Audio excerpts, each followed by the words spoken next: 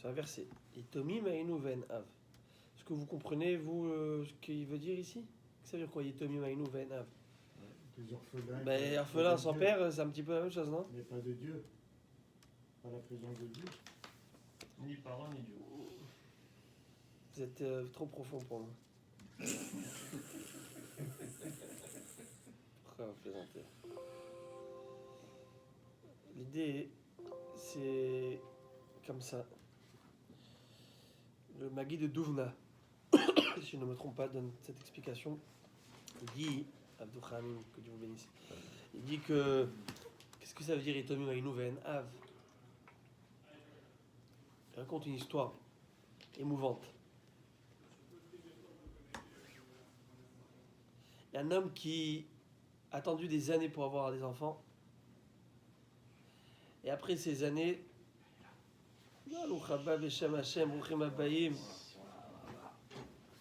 j'ai ressenti Hazak.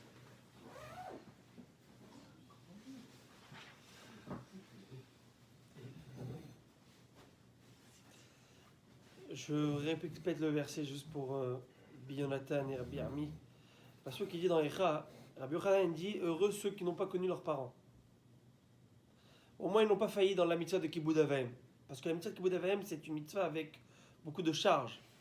C'est lourd de conséquences si on ne respecte pas suffisamment bien nos parents. On n'honore pas suffisamment nos parents. La Gemara raconte que Rabbi Yochanan n'avait pas connu ses parents. Lorsque sa mère était enceinte de lui, son père est décédé et dès qu'il est né, elle est morte. Donc il n'a pas connu. Abaye pareil. Et là j'ai ramené un verset dans Echa qui dit et Tomi Maïnu Ve'enav, lorsque le Beth Amikdash a été détruit, nous étions comparés, considérés comme des orphelins sans père. Mais un orphelin c'est sans parents, je veux dire, c'est quoi là? Et le Magui de Douvna. Vous savez qui est le Magui de Douvna? Le Rabbi Yaakov Meshalim. Rabbi Yaakov des Meshalim. C'était un génie en parabole. Un génie. Toujours des histoires pour expliquer un verset. Toujours. Un génie, un génie. Bon, j'ouvre une parenthèse. Rappelez-moi de revenir à mon histoire. Pour vous montrer c'est quoi. Le génie, une fois, on lui a demandé, Rabbi, comment vous êtes... vous êtes toujours avec l'histoire, mais pile dans le mille. Il a dit, je te raconte une histoire. Il dit, bonne question. Ben, il y a une fois une personne un tireur d'élite du SWAT, top du top. Le SWAT c'est un système, ok. Pour ceux qui ne connaissent pas, c'est les meilleurs militaires, je ne sais. Alors il a été voir et là ce gars du SWAT, il avance une fois dans un champ, il voit donc des cibles, vous savez, avec une flèche, mais pile dans le mille. Il voit le deuxième cible, pile dans le mille, mais au centre d'une... Et l'autre, il dit, mais c'est incroyable, moi, ça fait des années que je suis un viseur, mais là, c'est de haute voltige, là, c'est du haut calibre, il faut que je voie c'est qui le viseur. On pourra discuter, sa technique, c'est... On va à une petite maisonnette à côté, donc c'est cible, il va toquer, il demande, est-ce que c'est vous le propriétaire de ce terrain? Il dit oui, est-ce que c'est vous qui tirez? C'est à vous ces cibles avec? Il dit oui. Il dit je regarde, moi je suis aussi un viseur professionnel, mais je n'ai jamais été dans cette précision. Mais c'est quoi votre secret? Dis-moi mon secret. C'est très simple. Je prends le tronc, je prends la flèche, je vise, je tire, et là je fais des cercles après. Il ne peut pas se tromper. Alors ce qu'il expliquait le Rav vous avez compris, dès que tu as bien le message, c'est facile après de broder autour. Il faut bien comprendre le verset. Dès que tu as bien compris le verset, tu peux broder. Et là, je vous donne une autre histoire par rapport à Rabbi Yaakov de 10. Ça me ramène. C'est un parachat, je crois, je ne suis pas sûr où, en Chokat. Là-bas, il y a écrit, si je ne me trompe pas, il y a écrit que Lo Yavo Amoni ou Moavi Bikal Hashem. Tu me ramènes dans la Gemara. Lo Yavo Amoni ou Moavi Bikal Hashem, que le peuple des Moavim et des Ammonimes ne peuvent pas rentrer dans le cercle du mariage juif. Ils ne peuvent pas se convertir et ne peuvent pas se marier avec des juifs. Pourquoi? Pour quelle raison? Al devar asher lo kidmo etrem balechem ubamaim asher sachar alecha et bilam ben beor et kalelecha. Pour deux raisons. Ces peuples ne pourront pas intégrer le Ham Israël parce qu'ils ne sont pas sortis à votre rencontre votre sortie d'Égypte. Lorsque vous êtes sortis d'Égypte, le peuple avait faim, le peuple avait besoin de se nourrir, et ils auraient dû sortir à votre rencontre avec du pain, de l'eau. Les Chémoumaïm, ils ne l'ont pas fait, et bien ils ne méritent pas d'intégrer le Ham Israël. Et plus encore, c'est qu'ils ont loué les services de Bilam le prophète pour vous maudire. Vous connaissez ce verset? Voilà, je viens de le lire. Alors pourquoi je parle de ça? Parce que à l'époque, il n'y avait pas WhatsApp ou là, Instagram ou mail, tout ça. Donc lorsqu'il y avait des grands conférenciers ou des grands chachamim, on entendait parler par leurs livres, on a entendu parler d'eux par leurs livres, par les discours, parce que ce qui est rapporté par les gens. Mais parfois, on ne l'a jamais vu. Il n'y avait pas de la photographie, donc on ne savait pas c'est qui exactement, on ne pouvait pas le reconnaître. Et le Rav le Maguid de Douvna est arrivé dans une ville, veille de Shabbat, et il était donc invité chez quelqu'un, et il était anonyme, personne ne l'a... Et là, après le dîner, c'était la coutume d'aller écouter, se faire un Shabbaton, d'aller écouter le Dvar Torah du Rav. Et là, il lui dit, donc Lot dit au Rav, au Maguid de Douvna, le Maguid de Douvna, de la ville de Douvna, Maguid c'est celui qui raconte, c'est celui qui... Il lui dit, venez, on a terminé le repas, venez, on va aller écouter le Maguid de Douvna. Il est venu, il a envie, il va parler. Non, le Maguid de Douvna, c'est lui. Donc c'est sûr que l'autre, c'est un imposteur. Quel Maguid et quel Douvna? Il dit, intéressant, Maguid de Douvna, je vais aller l'écouter avec toi. Et je vais l'écouter avec toi. Et il s'assoit. Il dit, tant qu'il dit pas de bêtises, pas de soucis, moi, je m'assois, j'écoute le livre et toi. Et là, il s'assoit, il commence à débiter n'importe quoi, sortir des bêtises et des trucs. Dès que ça commence à dire, c'est exagéré, là il dit, là c'est le kavod du nom d'Hachem. Parce que Maguid Douvna, pas par rapport à son kavod, mais si aujourd'hui il va mettre une fausse image sur le Maguid Douvna lorsqu'il fait d'ivrer Torah, c'est assourd. Donc là il se lève, il dit, je suis désolé, mais vous êtes un imposteur. Le Maguid Douvna, ce n'est pas vous, il est devant vous, c'est moi. L'autre il voit, il dit, toi Maguid Douvna, qu'est-ce qui se passe là? C'est la pagaille à la synagogue. On dit, vous savez quoi? On ne connaît pas le Maguid de Douvna physiquement, mais on sait que c'est un pro, c'est un génie des Méchalim. Alors on va ouvrir un verset au hasard, on va pointer du doigt, est-ce que ça tombe? Tu dois trouver ou toi un machal. Et là on va décider qui est le vrai Maguid. Et ils ouvrent et tombent sur ce verset que je viens de lire. Lo yavo amonu moavi bikal Hashem, al devar asher lokid moetrem alechem babaim, val ser sachar alechat bilam ben beor, etc. Le fait que les Moavis ne pourront pas intégrer le Ham Israël, etc. Alors l'autre, il propose, donc l'imposteur, de dire, nada, rien du tout qui sort. Et il dit, maintenant déjà, pourquoi les Ammon et Moab ne pouvaient pas rentrer dans le Ham Israël? Attends, est-ce que les Grecs sont venus à une rencontre avec des sandwichs? Shawarma grec? Ils ne sont pas venus.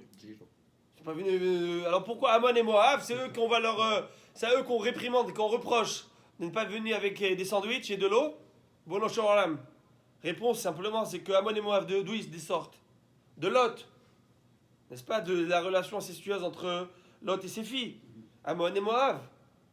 Mais Avi, etc. Donc c'est qui a sauvé Lot de la guerre des 4 rois? C'est Abraham. Il a mis sa vie en péril, il a risqué sa vie pour sauver Lot, leur père, leur ancêtre. Donc toute leur existence ne tient que grâce à Abraham. Nous sommes les petits-enfants d'Abraham. Le minimum, c'est de venir leur rendre compte pour nous donner quelque chose. Vous êtes des ingrats. Vous ne méritez pas de rentrer dans le clan d'Israël. Ça, c'est tout un shiur à part entière. On parlera de l'ingratitude. Ça pourrait être un thème de Shabbaton. En tout cas. Alors il dit la vérité. Lorsqu'il dit ce verset, regardez le Maguid de Douvna. Il dit, je comprends rien à ce verset. La vérité, je comprends rien à ce verset. Le vrai. Ouais, le vrai. Pourquoi? Il est clair, là, on l'a expliqué, il est clair le verset. Il dit, justement pour raconter une histoire. Quelle histoire? Il dit, il y avait une fois une personne qui a trouvé sa future femme, ils se sont rencontrés, et ils ont décidé de célébrer le mariage, telle date. Sauf que le Hatan venait du sud de ce pays, et la Kala venait du nord. Ce qu'ils ont décidé, c'est qu'ils allaient se marier au centre, afin de trouver un bon compromis pour que chacun vienne avec le...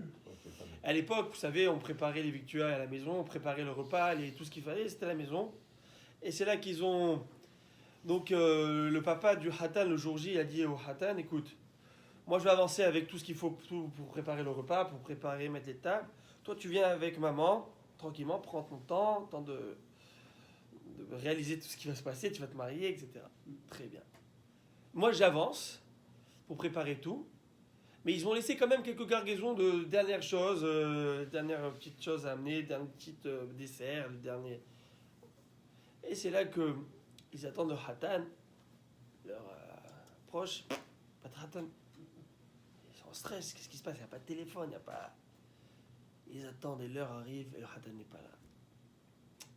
Et la nuit tombe, le Hatan n'est pas là. Et là, ils voient le Hatan venir, arriver en lambeaux, avec des balafres, enfin des blessures sur lui. Il dit, mais qu'est-ce qui s'est passé, mon fils? Qu'est-ce qui s'est passé? Il dit, papa, nous avons eu un accident de voiture, un accident de carrosse. Malheureusement, tout le carrosse est renversé. Papa, tout le dessert est parti à terre, dans la boue. Il n'y a plus de dessert. Il pleure. Et maman est morte. Le père le voit et lui dit, mais qu'est-ce que je m'en fiche du dessert? Mais parle-moi de maman. Qu'est-ce que tu me pleures pour le dessert et après tu dis maman est morte?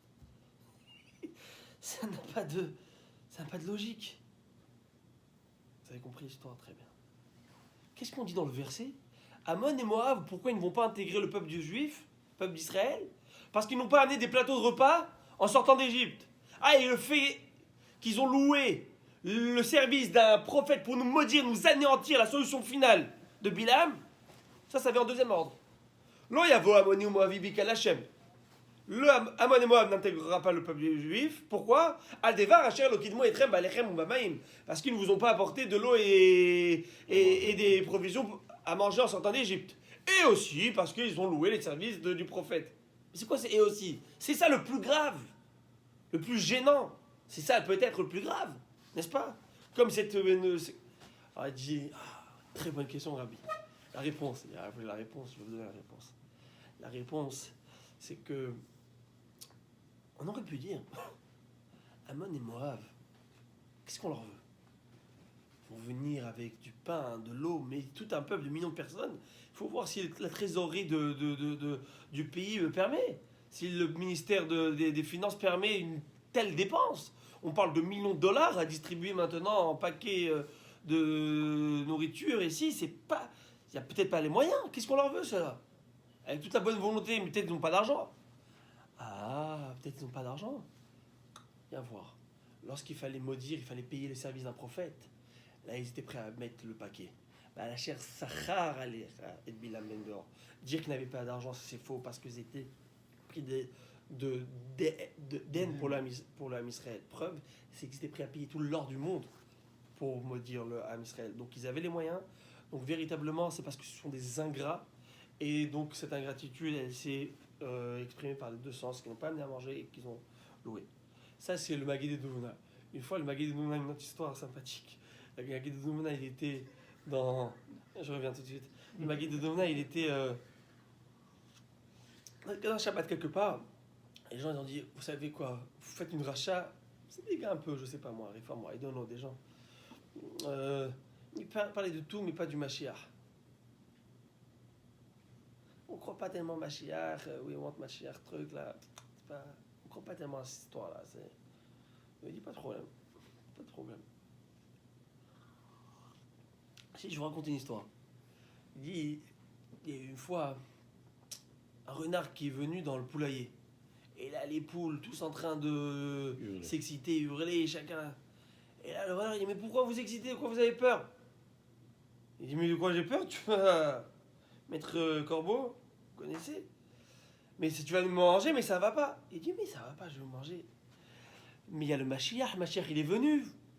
Mashiach, il est là, il est ici. C'est écrit que la période messianique, il va y avoir le loup avec la brebis. C'est la paix, mais vous rigolez ou quoi? Mais venez!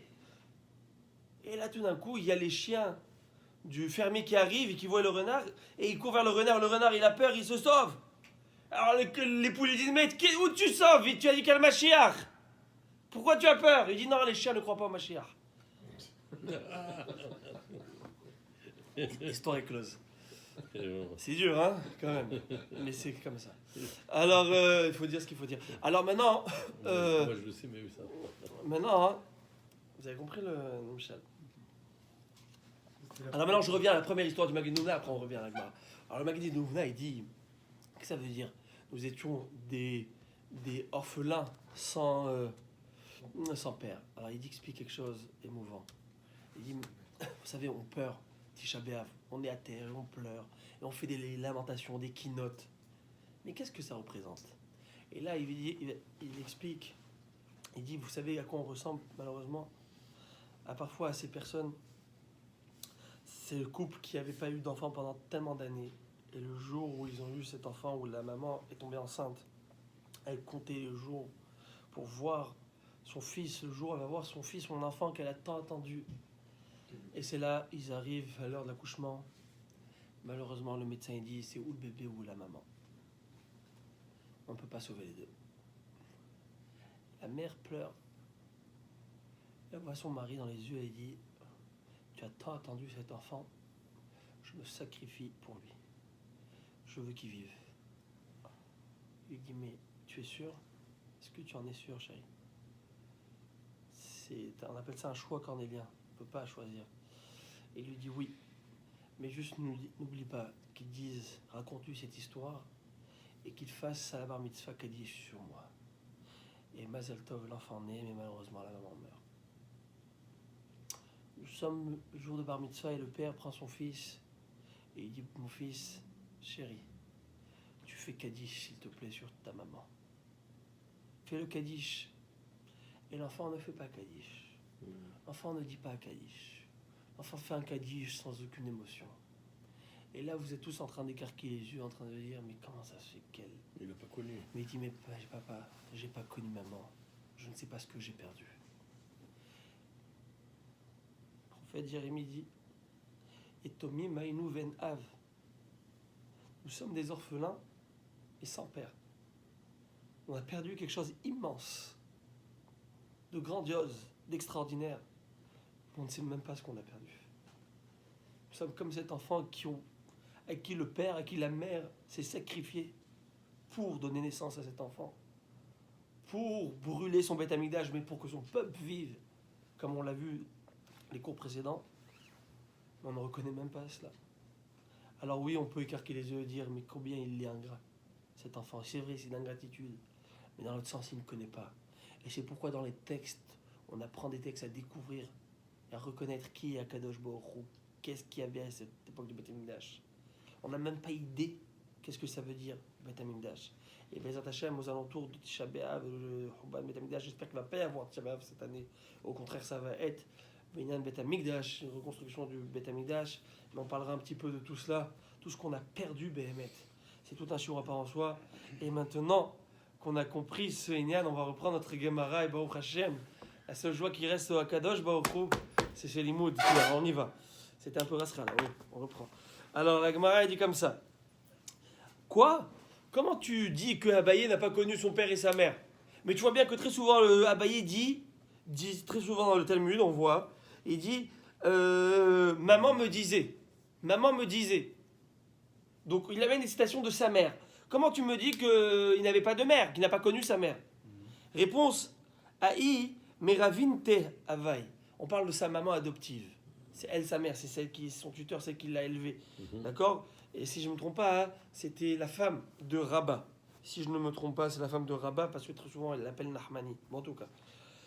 Ravasi, alors je raconte une histoire intéressante. Ravasi, avalé aïe imazekena.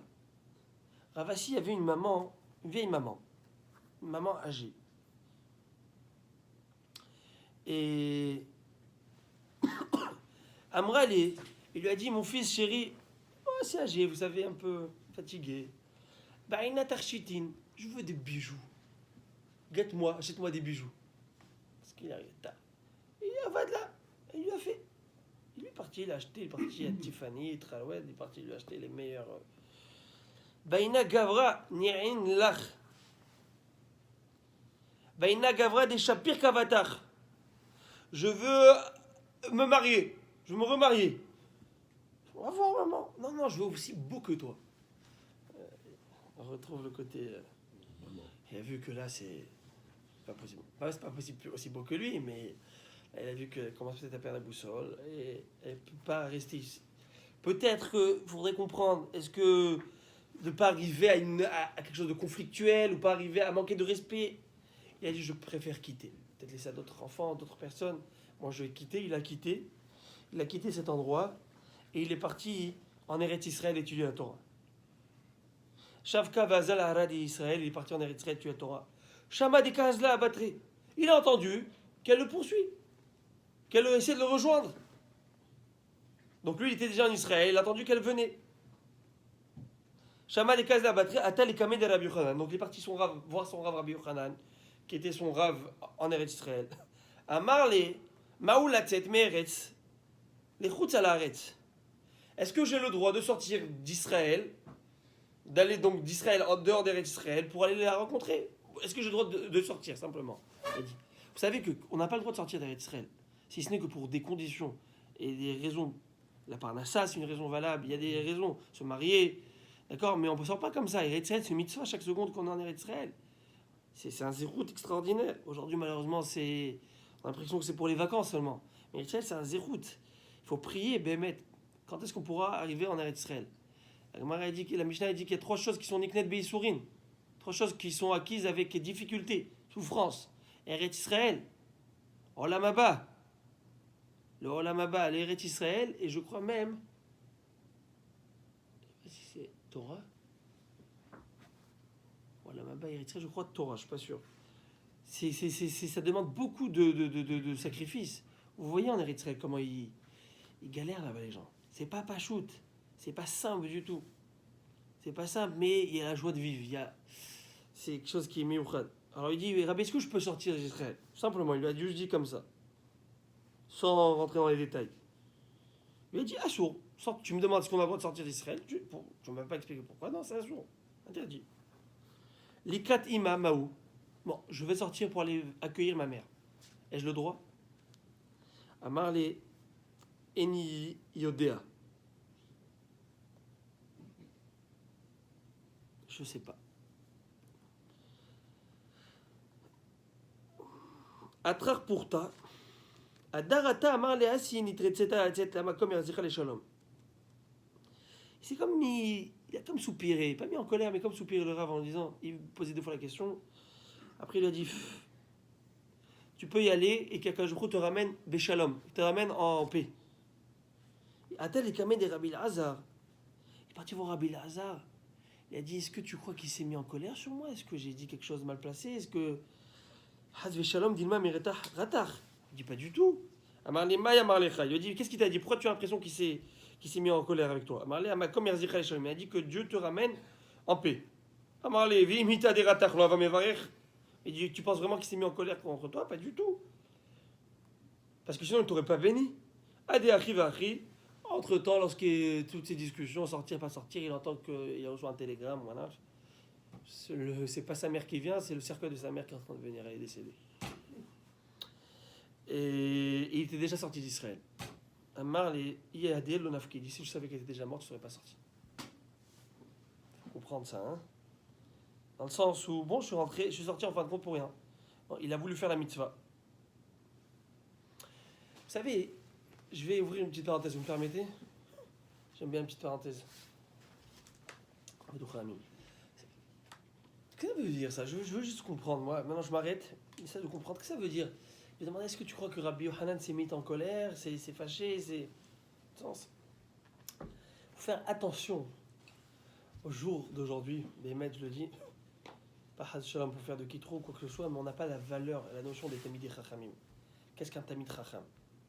Parce qu'on a un Tamid Chacham, la Gemara a dit combien ils sont, on va l'étudier, combien ils sont, Kamatipché, je crois, combien ils sont bêtes ces gens qui se lèvent lorsqu'ils voient un Sefer Torah, ils se lèvent, ils l'embrassent, ils sont comme des fous.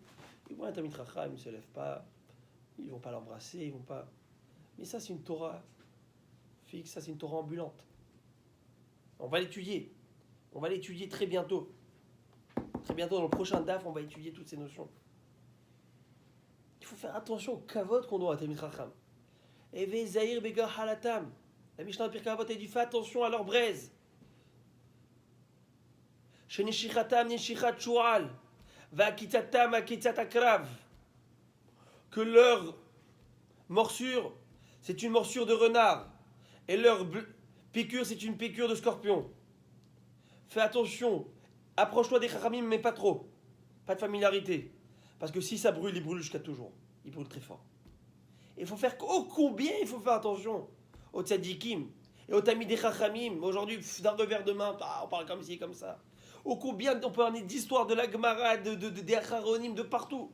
Ceux qui ont manqué de respect aux tamis des chachamim, aux tzadikim. Ça, c'est Akadosh. En refoua les makato. Il n'y a pas de guérison à sa blessure. Il n'y aura pas. Chachamim le disent. Akadosh Baruch Hu dit ça. Tu as touché à mes chachamim, là il ne fallait pas toucher. Moi peut-être, mais pas mes chachamim. Ne touchez pas à ceux que j'ai choisis, ceux que j'ai élus, Hachem dit. Il faut faire attention au kavod qu'on doit. Moi, il dit celui qui respecte Tamid Chachamim, il aura lui-même des enfants Tamid Chachamim. Celui qui chérit Tamid Chachamim, on l'a parlé de ça dans un shiur.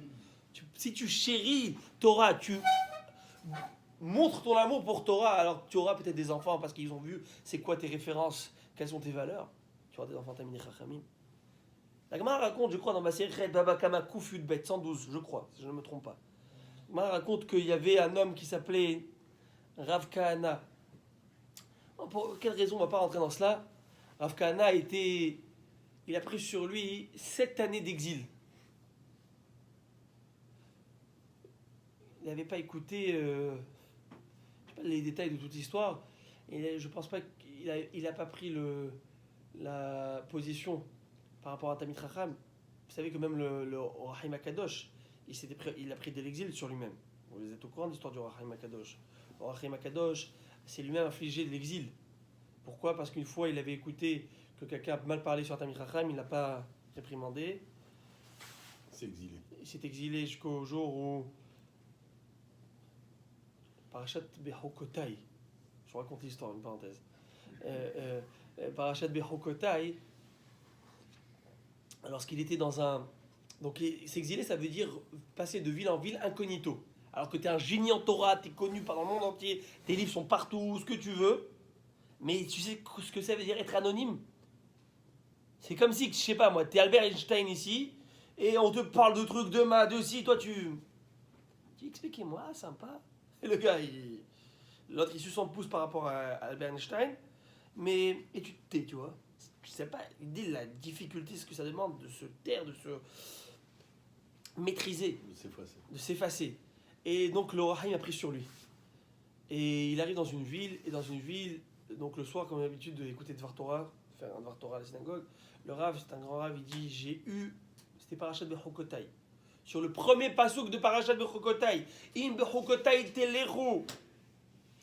Si vous suivez mes préceptes, le Rahim Akadosh, et là il se lève, il s'est dit comme ça, Rabotai, j'ai eu, grâce au Rahim Akadosh, le mérite de vous donner 15 explications sur ce premier verset.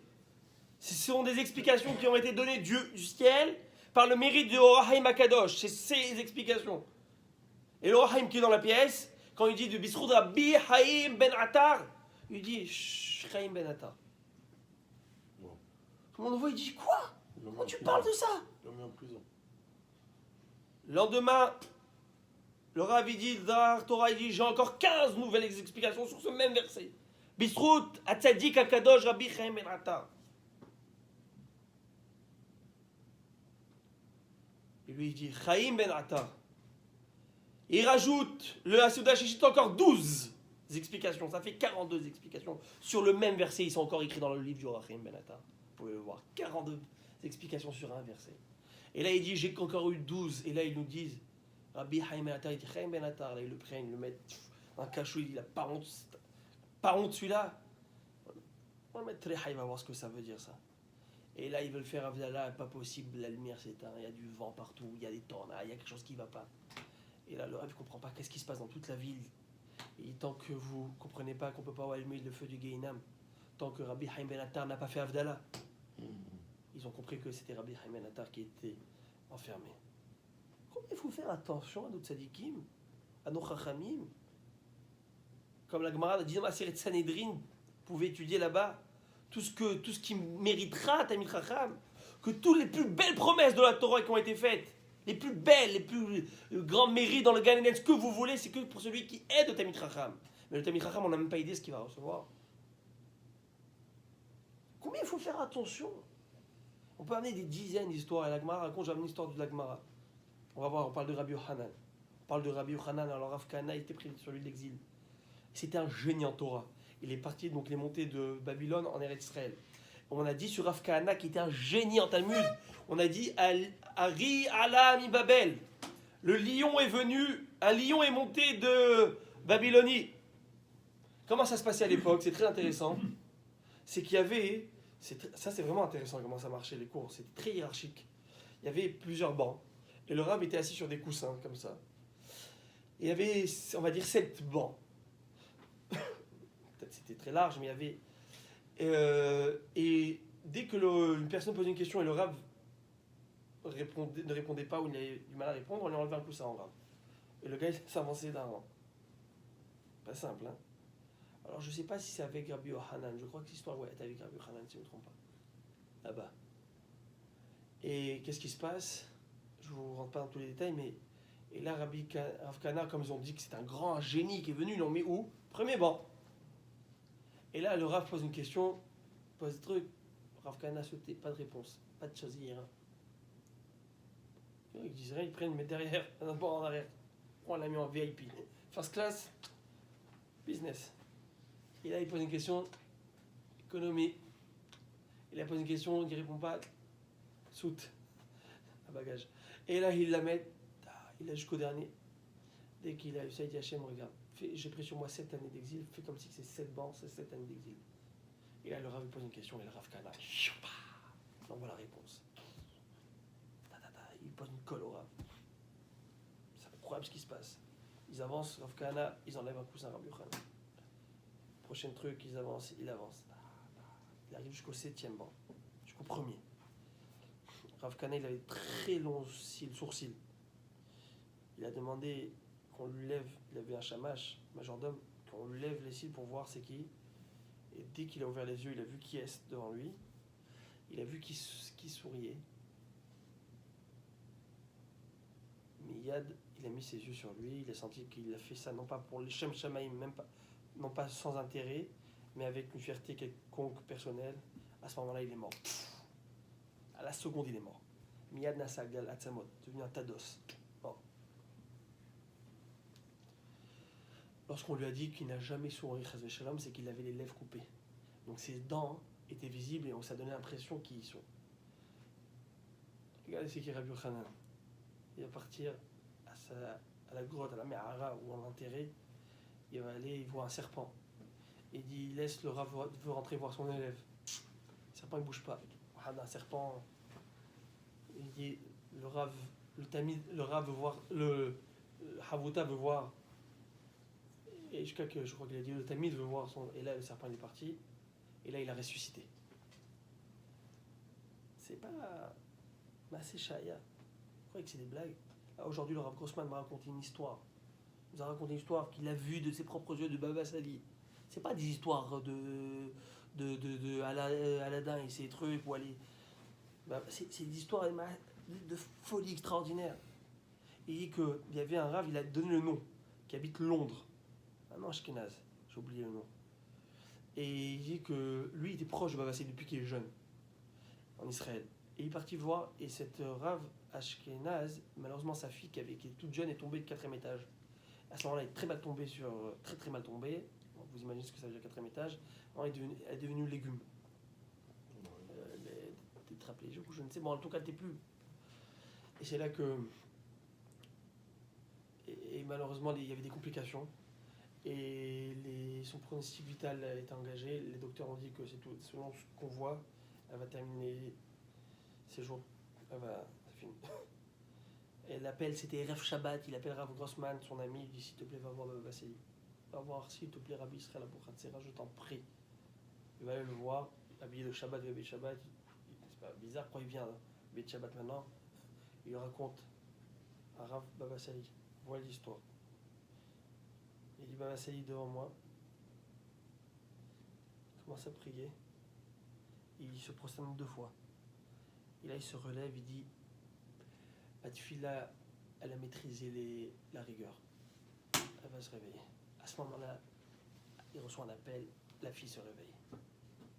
Comment c'est possible? Comment c'est possible? Comment c'est possible que Baba Meir, le fils de Baba Sali, peut voir des choses au-delà de nos. L'histoire que je vous avais racontée avec le kidnapping qu'il y a eu. Et il a dit il est ici dans cet immeuble, dans cet endroit, alors qu'il n'a jamais été là-bas. C'est qu'une personne qui a gardé sa kedusha, eh ben, elle est connectée avec le Kadosh Baruch Hu. Nous, on se connecte pour tout savoir. Lui, il est déjà connecté par mes corps, à Beracha, par mes corps à Da'at, tout. Déjà Kadosh Baruch Hu. Ils sont connectés. Donc, ils voyaient tout. Ils voient tout. Ils ont corps, c'est tzadikim. Combien il faut faire attention? Combien il faut faire attention qu'on parle d'un Tamid Chacham? Moi, je vous dis, j'ai vu une histoire en Israël. Malheureusement, en Israël, très, très souvent, il y a des gens qui parlent sur un rab, l'autre, ils parlent sur ça, il y a des guerres. Je ne sais pas d'où ça sort. Et il y avait un parti politique en Israël, vous savez, dès que ça parle de politique, alors là, ni loi, ni de foi, rien à faire. Après, ça devient des amis. Mais pendant ça, c'est atroce. Et il y avait un Rav, Chaver Knesset, qui était même ministre de l'Intérieur à l'époque. Ils sont rentrés en conflit avec Chasse. Bon, en vrai, on ne va pas rentrer en tous les têtes sans donner de nom. Et cette personne religieuse, on lui a demandé, on lui a dit, mais les autres partis, qui étaient des religieux apparemment, des gens, ils t'ont traité de chien, ils t'ont traité de ci, ils t'ont traité des... Il y a même des rabbins qui ont cautionné ce qu'ils ont... Et qu'est-ce que tu as à dire contre? Et moi j'ai appris une chose de mon père, on ne parle pas sur des chachamim. Ce qu'ils ont fait, c'est leur truc. Et moi je dis pas un mot sur un chacham. Que je suis d'accord ou pas d'accord, mais je ne dis pas une insulte, pas une grimace, pas un regard. Et moi quand j'ai vu ça, ça m'a beaucoup aidé, ça m'a renforcé. Dans le sens où, waouh, ça veut dire faire attention au kavod qu'on doit au chachamim dans tous les cas. Eux ils ont leurs choses, mais nous on ne peut pas. Parce que la Torah c'est quelque chose qui n'a pas de... qu'il faut faire très attention avec ça. Ça ne nous appartient pas. Il faut faire très attention où rentrer, comment, quoi, qu'est-ce. Et quelle manière il faut parler avec les Tamid Chachamim. Là, on revient sur... Donc, c'est ça peut-être l'idée, ce que je voulais dire. C'est peut-être que Ravasi voulait dire peut-être que j'ai mis mal à l'aise, parce que j'ai manqué de respect. Donc, c'était ça qui était ici. Pourquoi il a soupiré? Il dit non, ça n'a rien à voir. Le soupir qu'il a eu, ce n'était pas peut-être par rapport à toi. On avance, c'est une question intéressante. Tanoura Banan. Là, nous sommes la deuxième grande ligne, dès que ça reste heureux, c'est un nouveau sujet intéressant. Tanoura Banan, Mechabdo Bechayav ou Medechab Bedo Bemoto, c'est une halakha aujourd'hui, les Maasé. Halakha les Maasé, aujourd'hui on va entrer dans halakha les Maasé. C'est que tu as une mitzvah d'être Mechabed, d'honorer ton père durant sa vie et durant sa mort. Comment c'est possible durant sa vie? On va le voir. Ketzad. Comment ça marche? Anishma bidvar aviv lemakom lo yomar shelchoni bishvil atmi ma'aroni bishvil atmi patironi bishvil atmi et la kuleu bishvil abba. Donnez-moi un exemple, la Gemara donne un exemple, que ça veut dire honorer son père dans la vie. Et par exemple, si tu vas quelque part, et que toi tu es aussi respecté, ton père aussi est respecté. Ton père est connu, ton père est respecté. Et tu vas demander qu'on va faire quelque chose. Donc on peut le faire ou parce que tu l'as demandé, ou parce que tu dis faites-le pour papa. Alors ils vont le faire. Et s'ils le font pour papa, ils le font. Et pour papa, ça veut dire que tout l'hommage revient, et tout le kavod revient à qui? Au père. C'est-à-dire qu'ils ont fait tout ça pour qui? Parce que tu as dit le nom de ton père. Sans quoi, si tu ne l'avais pas dit, il l'aurait pas fait. Peut-être qu'il l'aurait fait ou pas, hein. Mais tu l'as fait pour le kavod de ton père. Donc ça donne de la gloire, ça donne des honneurs. Et papa, par exemple, regardez comment c'est nuancé. S'il te plaît, même-moi si. Allez, tu as connu papa, fais-le pour papa. Fais-le pour papa. Et le gars, il va le faire, regarde le kavod que tu fais pour papa. Comment c'est possible dans la mort, par exemple? Ketzad. Aya Omer Devar chez moi, mi piv. S'il dit quelque chose que son père lui a dit, il redit un enseignement de son père, eh bien il devra dire comme ça, Lo Yomar Kachamar Abba. Et la Kachamar Abba Marie, Areni Kaparat Mishkavo. Il doit dire, ainsi papa, mon maître, a dit, Ve Areni Kaparat Mishkavo, je prends sur moi la kapara de sa couche. Dans le sens, s'il doit lui arriver quelque chose, tout le mal qui doit lui arriver, que ça vienne sur moi, rien sur lui. Et la Gemara a dit, ça on parle des 12 mois de la mort, la première année. Et après, Mikan Vailach, Omer Zichrono, Levracha, les Hayo Olam Abba, qui disent que sa mémoire soit bénie pour le Olam Abba. C'est là, la halakha, elle est comme ça. Quand on parle, quand on dit l'enseignement de notre maître, on doit dire, mon père, mon maître. Ainsi ton père. Tanoura Banan, nos sages nous enseignent, Chacham, Eshane, Shem, Aviv, Shem, Rabo. Le Chacham, lorsqu'il parle, il fait une leçon un enseignement de Torah, et il ramène un renseignement de son père. Alors, Meshane Shem Aviv, Veshem Rabo, qu'est-ce que ça veut dire? Il dit Rashi, comment ça se passait à l'époque? Il y avait un Rav, c'était grand la salle, et il y avait un Tourgeman, la famille Torjman, ok, qui était là pour retraduire ou redire, amplifier, on va dire, la voix de celui qui a dit. Il a dit quelque chose, il lui a dit, et écoutez, là il redit, d'accord, il avait plus de coffre, plus de voix, donc il disait à haute voix. Alors il dit, quand le Chacham dit le Dvar Torah, il dit pour la première fois, il est en train de dire au nom de son père, alors il ne peut pas dire le nom de son père, il ne peut pas dire un truc a dit ça. Donc Meshane, Shem Aviv, Veshem Rabo, s'il parle au nom de son père, au nom de son Rav, il doit le dire différemment. Papa a dit, ou dit d'accord, ou un surnom, mais il ne dira pas son nom. Par contre, le Tourgeman, Enno Meshane, Lo Shem Aviv, Lo Shem Rabo. Tandis que le Tourgeman, lui, c'est pas son père, ni son Rav. Donc il peut dire le nom, Rabbi, il dit le nom du père. Voilà ce qu'a dit Rabbi ici. Lui, c'est pas son maître, c'est pas son Rav, c'est pas son papa. Donc il peut dire Rabbi avec le prénom. Nous, on peut pas dire le prénom, c'est sourd. Alors la Gemara avait, c'est intéressant. Elle dit mais quand on dit Eno Meshanen Lo Shem Aviv, Lo Shem Rabo. La Gemara dit mais quand tu as dit qu'il ne change pas le nom de son père, de qui on parle? Il m'a voix des Tourgeman la Bachi Uvaou, et là Marava Shem Aviv Shechacham et Shem Rabo Shechacham. Dans le sens où le Tourgeman, s'il parle de son père, s'il veut amener lui-même un enseignement de son père, lui aussi il doit changer le nom parce que c'est son père, ça n'a pas de différence. Comme Ragma raconte, qu'il y a des morts baravashi, qu'avadarish bepirka, et où Abba Mari va amoré Amar Achi Amar Ravashi. Il dit par exemple, quand le fils de Ravashi voulait dire quelque chose, il dit voici disait papa mon maître. Et le Tourgeman qui redisait disait voilà ainsi disait, non son maître, son père. Ainsi disait Ravashi. Vous pouvez dire le nom, le prénom, bien sûr avec le Rav avant. Très bien. Et là, la Gemara va entrer dans les détails. Tanoura Banan, nos sages nous enseignent. Ezohu Mora, qu'est-ce que ça veut dire craindre son père? Là, on rentre dans la halakha les maaseh. 3 dernières lignes avant la fin de la page. Tanoura Banan, Ezohu Mora, Vezekibut. Qu'est-ce que ça veut dire craindre le père? Qu'est-ce que ça veut dire respecter la mère? Qu'est-ce que c'est la crainte? Qu'est-ce que c'est le respect? La Gemara a dû dire Mora, qu'est-ce que c'est la crainte? C'est lo omed bimkomo, par exemple, ne pas se tenir à sa place. Sa place debout, c'est là. Tu peux pas te mettre. Ton père il fait l'amida ici. Tu mets pas à sa place. On peut faire l'amida. Il est pas là, tu prends pas sa place. Ok? Dans le cas où c'était, il dit Rachid dans l'endroit où il avait l'habitude de se mettre, ou lorsqu'il faisait par exemple des colloques ou des choses comme ça, et c'était la place du père, il ne peut pas se prendre cette place. Le Yoshev Bimkomo, il ne peut pas s'asseoir à la place de son père. C'est pour ça qu'on demande papa, est-ce que je peux m'asseoir à ta place? Habituellement, le fils ne s'assoit pas dans la place du père. Bien sûr, le père, il doit être toujours, il doit renoncer sur son kavod, bien sûr, avec plaisir chéri, pas de problème, toujours être, ou s'il veut lui dire ça me fait plaisir, mais toujours dans son fort intérieur, mohel à son fils, d'accord? L'osoter et devarav, tu peux pas contredire ton père. Velo machio, tu ne peux pas être machio. C'est quoi machio? Comment ils traduisent là-bas?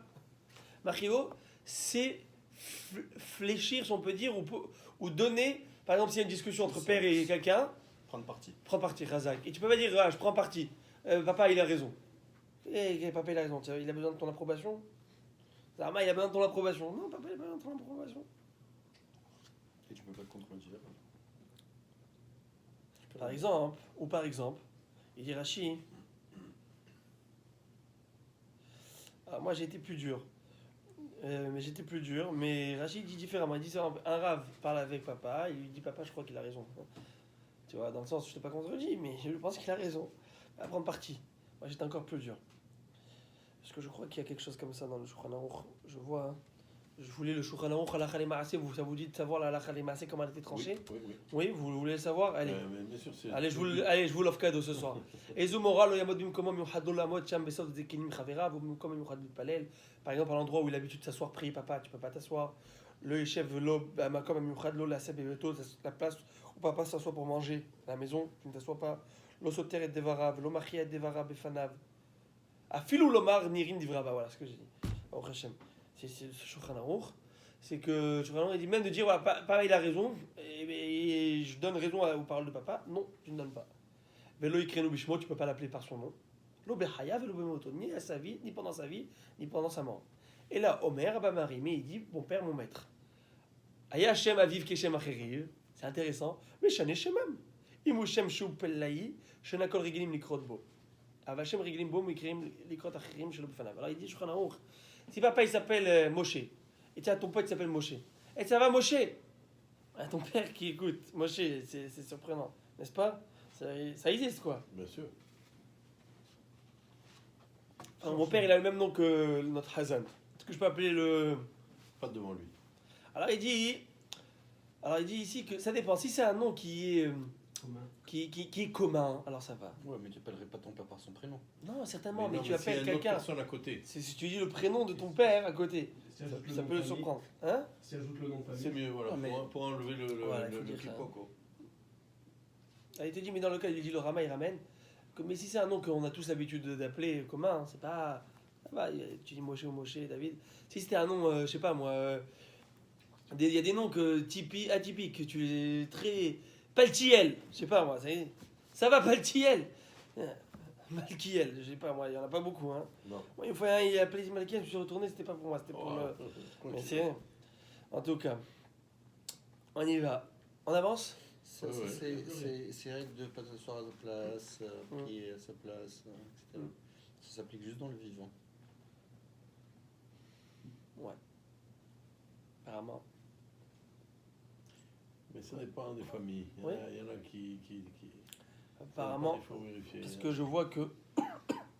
Je crois, si je me trompe pas, parce qu'apparemment, je crois un amour. Oui, apparemment.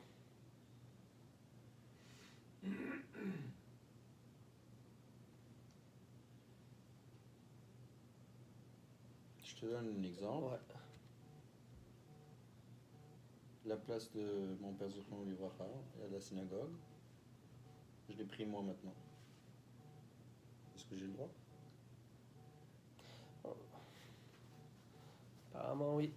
Apparemment, oui. Bah, sa place. C'est pas. Certes, c'était lui qui l'utilisait, mais. Ouais. Bonne question. Bonne chéla. Ou Tu l'as si- pris qu'après la aussi- tira? Ou si ma mère me dit assis-toi à la tête de la table chez elle. Mhm. Ah oui, maintenant c'est tout. C'est son cavode. C'est le cavode de ta mère. Mm. Apparemment, Ok. oui. Bonne chéla. Je peux vérifier, mais logiquement, oui. Il n'y a pas. On a vu ce que c'est. Surtout que Shulchan Aruch, il dit que tu l'appelles pas dans son nom, dans sa vie.